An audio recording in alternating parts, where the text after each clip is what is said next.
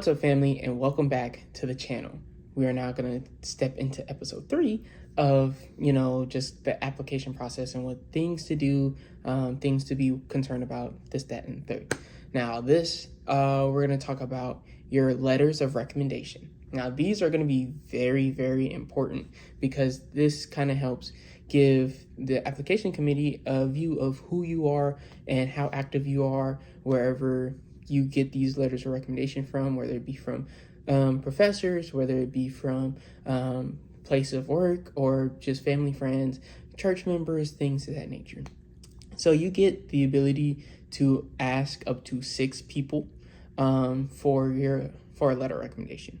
Of those 6, one for sure, at least one, has to be from a veterinarian or a vet tech, someone that you've worked with, or like a vet manager or anything of that nature. Personally, if you have a personal connection with a veterinarian, I just feel like that would be so much better because obviously you've had that connection with them. That means you've probably been able to spend time at their clinic, get an idea of what that looks like, and actually get hands-on experience working with animals, things of that nature. And then that gives that veterinarian the ability to actually write a solid letter of recommendation for you because they've seen you work in their own clinic and see your work ethic, your ability to grasp concepts, pick up things, learn on the fly, talk with clients and interact with your team. So that just allows them to be able to build a very strong letter of recommendation for you. Now, everyone else that you want to write a letter of recommendation for, they can be from anywhere. If you're in school, they could be a professor, they could be an old high school teacher, they could be a family friend, a church member. It doesn't really matter as long as you get at least 3. The minimum is 3 letters of recommendation, but you can go up all the way to 6. Now, personally, I think it also is very important that you get letters or recommendations from people in your current season. So when I submitted my application, a good chunk of my letter of recommendations came from former professors that I had built great relationships with. They sat down, I reached out to them through email or text or whatever the case may be, asked if they would write me a letter of recommendation for my vet school application, and they were glad to. And like I said, they sat down, I gave them a deadline. You always want to give them a deadline because for those who don't know, your application opens technically in January. However, in that time up until about May, you're not able to access any of the schools or anything of that nature. It's mostly your personal information that you're putting in. I believe you have access to put in grades, things of that nature. So you can go ahead and have an idea of who you want to write those letters of recommendation for you, and just start drafting up emails or text messages or whatever. And you can, hey, I'm gonna send it at this day. This is going to be the due date. This is when I want them to have that letter of recommendation finished, so that way they can get that done. And obviously you want to give them a good amount of time. I believe all of my recommenders about a month and a half, give or take, so that way they could take as much time as they needed to actually write out the letter of recommendation. Obviously we're still working and things of that nature. Some of them taught summer school classes.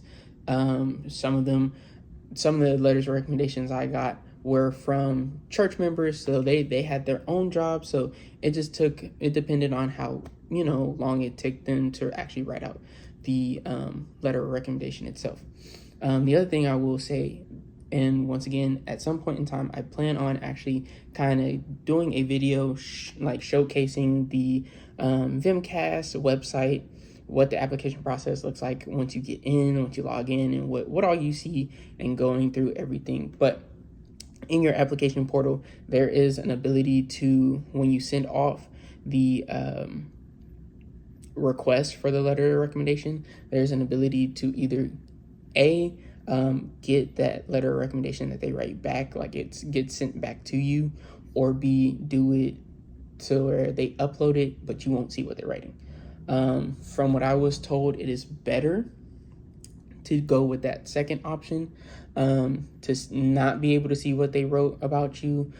So you want to pick people one, have great experiences with you, and two, are going to give you some great letters of recommendation. Let's see, is there anything else I have? I think that is pretty much it. So that's going to be the video. I know these last couple ones have been a little bit longer, but yeah, there's not too much to getting a letter of recommendation. It's obviously picking somebody that you, one, value their opinion, two, like I said, have been around a decent amount, so where they can vouch for your character, they can vouch for your work ethic, and this, that, and the third, and just being able to communicate with them effectively. Hey, I am putting an application for vet school. I would like you to write a letter of recommendation for me. This is when I want it done by. Is that something you can do? And then also make sure, obviously, to have backups. So if the first person you selected, if they are not available to do that, or for whatever reasons they don't want to do that, because I had I was trying to get 2 vets to write my letters of recommendation. However, that did not happen because the second vet, he just felt like we didn't work together long enough for him to write a great letter of recommendation for me. So I always had backups just in case I had somebody who couldn't do it or just didn't want to. So that'd probably be my other tip. But outside of that, yeah, that's the video. Y'all have a great day, and I'll see y'all in the next one. Toodles.